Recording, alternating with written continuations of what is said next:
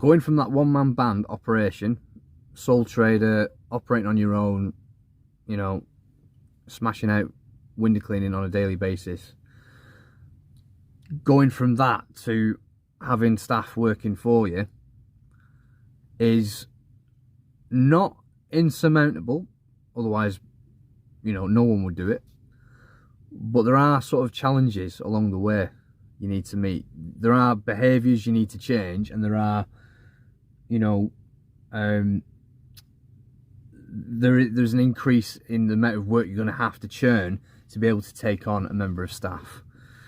I was talking to a subscriber to the channel over the phone, and he's north of the border up in Scotland, and he's in an interesting spot really, because when all's said and done, this channel is mainly about sort of window cleaning and all that sort of good stuff. But this gentleman is mainly runs a gutter clearing business, and yes, he has a window cleaning round, but his window cleaning round is like something like 110 customers that have regular window cleaning, anything from 4 weekly, and there is the occasional sort of quarterly clean in there. And then he supplements most of his income, I'm told, by gutter clearing, which is kind of the opposite way around in my business. Mainly our bread and butter is window cleaning, and then we supplement our window cleaning round with things like, you know, gutter clearing and all that sort of good stuff. These are linked services to the home. So, you know, that's just how it's interesting how he's flipped his business from being, you know, it's mainly gutter clearing with the odd bit of window cleaning, and I'm mainly window cleaning with the odd bit of gutter clearing.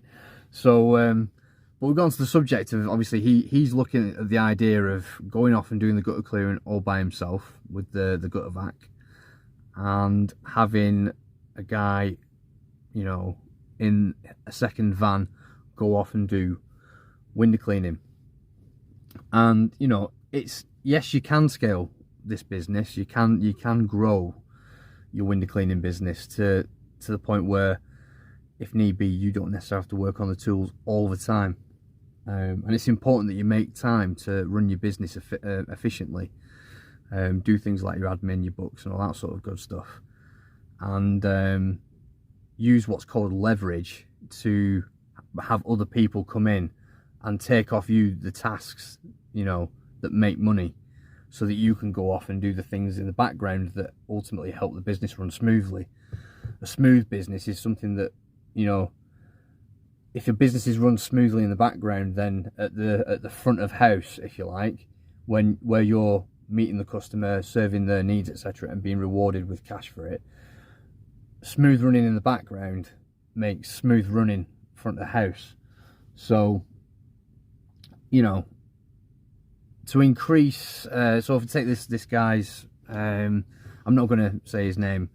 I don't want to sort of you know, embarrass anybody or anything like that, and I've not sought his permission anyway. But we'll, you know, as a hypothetical, he's basically got 110 customers on a regular window cleaning round, and then has his gutter clearing, which, you know, is, you know, the mainstay of what he wants to achieve. Fair play. So how would he go from ultimately being that one-man band with 110 window cleaning customers and the gutter clearing customers to being a guy that's got 2 vans, one that does the window cleaning and one that does the gutter clearing? How would he achieve that? Well, the short answer is to increase the amount of work that that you're doing on a day-to-day for maybe a couple of months. I'm talking maybe 3 months.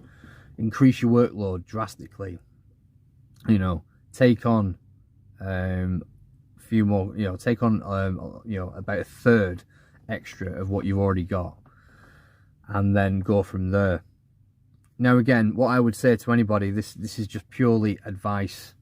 This is just, you know, pure. This is not necessarily to be taken as strictly as advice. Do your due diligence, and obviously speak to the relevant, you know, authority on taxes and all this sort of stuff, and wages and national insurance. I am by no means an expert in any of that, but I certainly have an insight as to how I've gone from being that one guy on his own to having a group of people working for me and a number of vehicles, and you know, we're having growth. Okay, so this video is ultimately focused on the growth side of it, and not so much necessarily on the taxes, the national insurance and all this sort of stuff. If that is something that interests you in a video, then let me know in the comment section, and I will endeavour to try and get on to speak to an accountant, do a bit of a video with an accountant, and you know, field your questions to us, and I will sort of do an interview style video, hopefully, if that's something that interests people. If enough people get behind it, then why not? Let's do it. But back to the matter at hand. If ultimately you increase your workload by a third, let's assuming you're starting to work at 8 o'clock in the morning like this guy is, and you're finishing around about 1 or 2 o'clock in the afternoon, there is still plenty of scope to operate between an extra 3 hours a day. An extra 3 hours a day worth of work could include an extra, let's say, you know, an extra 15 houses a day on top of, or an extra 10 houses a day, shall we say, on top of your existing workload, which might take you an extra 3 hours if they're all in a compact area.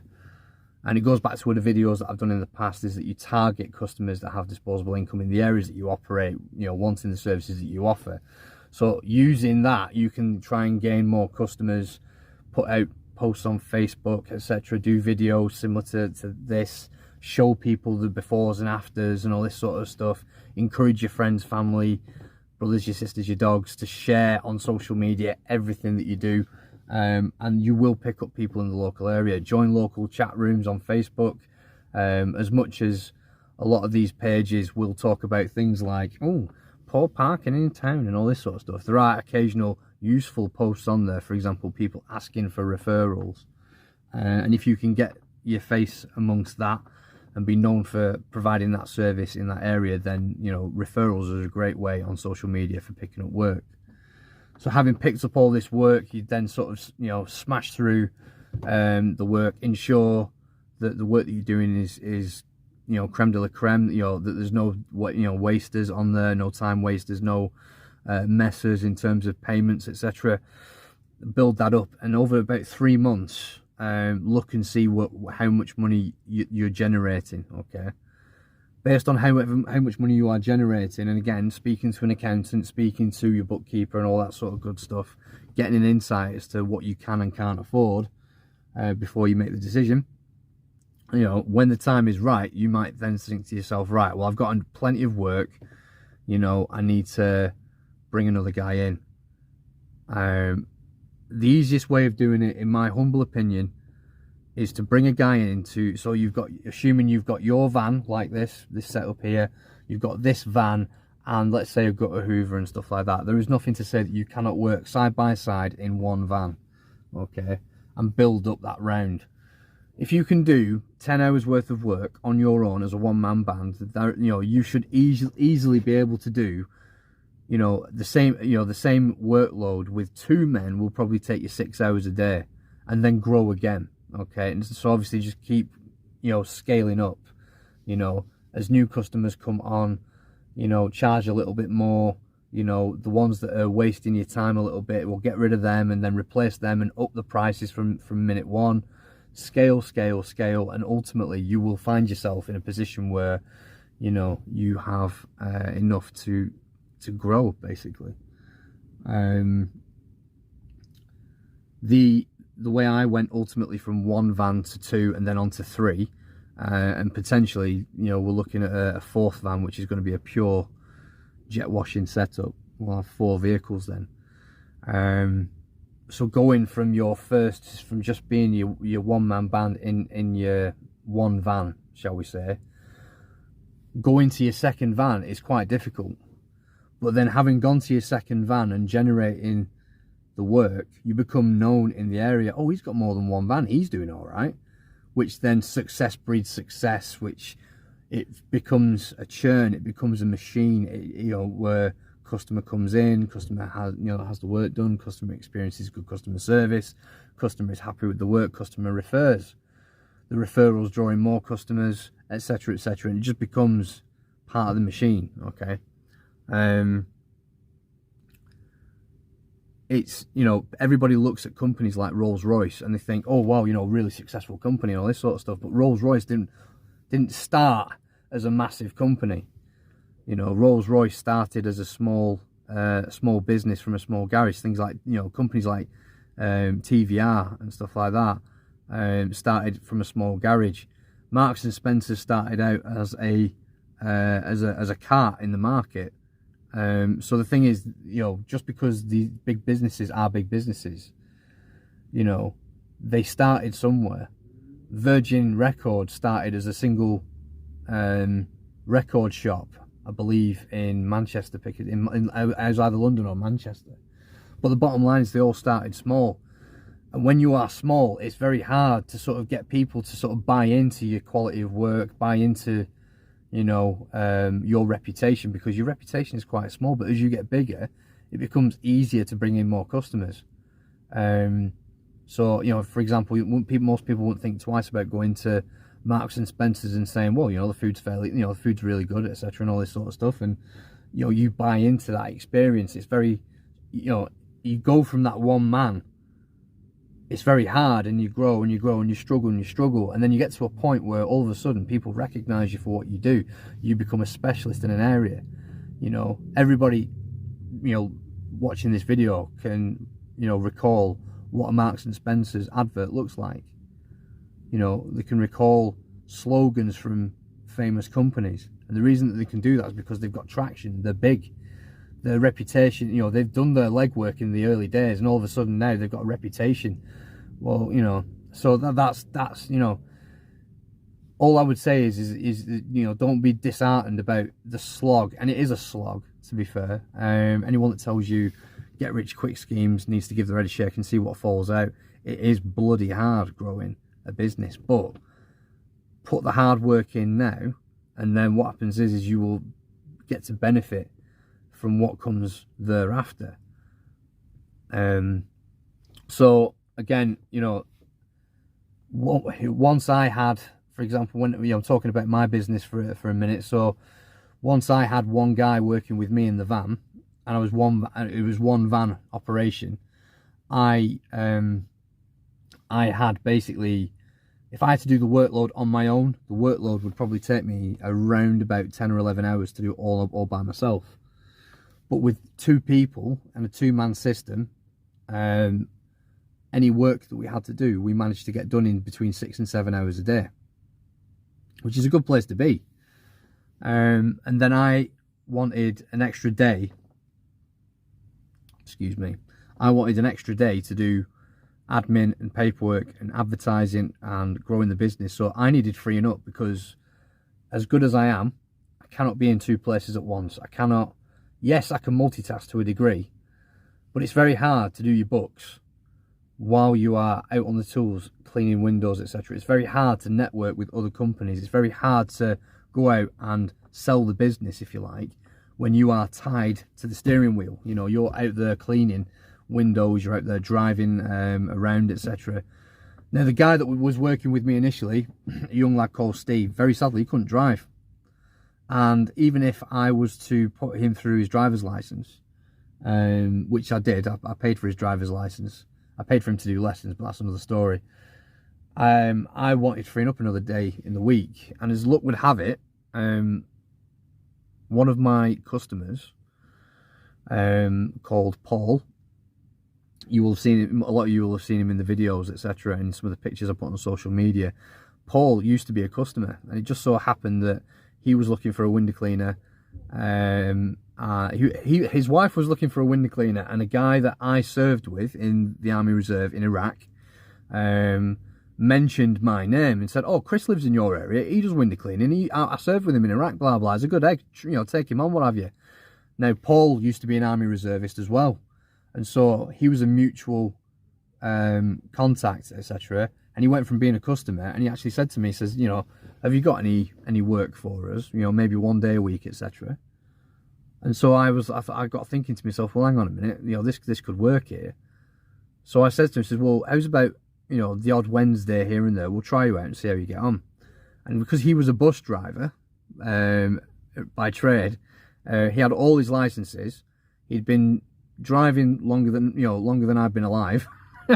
And yeah, basically it made sense to sort of bring him in on a Wednesday to take on one day a week worth of work. And so I said to him, he says, well, what day do you want to work in the week? And I will try and, you know, fit you into to our plans, etc. And he said, well, I can do a Wednesday every now and then for you. Perfect. So every now and then he stepped in for us. I got him insured on the van, and he was self-employed, you know, on self-employed terms. I got him to invoice me for a daily rate, and every now and then he would come in on a Wednesday and would fill in for me. Him filling in for me, he would drive the vehicle. Steve would go out with him. They'd both clean windows with a two-man system, and then I would go out and try and sell jobs. And I went out and I talked to pubs, I went to cafes, I went to bars, I went to more than a few care homes, let me tell you. I went to schools, and I got known around the local area. Turn up, smartly dressed, I mean, smartish, you know, and explained to people what I did, etc., and how we could benefit them and all that sort of good stuff. And you know, I didn't give it any sales or anything like that. So, you know, I wasn't very salesy, you know, but I do know how to talk to people. And more crucially than knowing how to talk to people is knowing how to listen. And so that enabled me to build the business even more. And then we went to, at one point, we got so busy with these commercial jobs, we moved a lot of that work onto weekends, like Saturdays and stuff like that. So we filled up Saturdays with commercial things like schools, with pubs, with shops, you know, all that sort of stuff. And we were doing maybe 6 days a week. Well, I was doing 6 days a week. You know, Steve would do maybe 3 or 4. Paul would do, you know, more often than not a Wednesday in the week, etc. And then I would go off and do things on a Saturday on my own and build the business even more. And it was the money that I was getting from these bigger jobs that I put to one side and just saved it.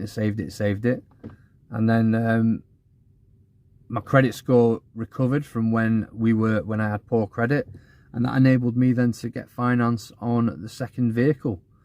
And then I put, you know, Paul and Steve worked together. Paul wanted a few more hours, well, a few more days, etc. So he got those Tuesday, Wednesday, Thursday, and then Monday, Wednesday, Friday was backfilled with Steve, and then I used to slot in 2 days a week doing bits and pieces on the tools. The rest of the time I was out in the other van selling work and you know, building traction, etc. And that's how I went from being a one-man band to being multiple vehicles, etc. Now, up until recently, I've been using subcontractors, filling in, etc. They tell me what their availability is, and I work it out and all that sort of good stuff. But more recently, I've just taken on, I took on an employee last year, and it didn't work out. He was a good lad, but it didn't really work out that well. He didn't realise just how labour intensive the job is.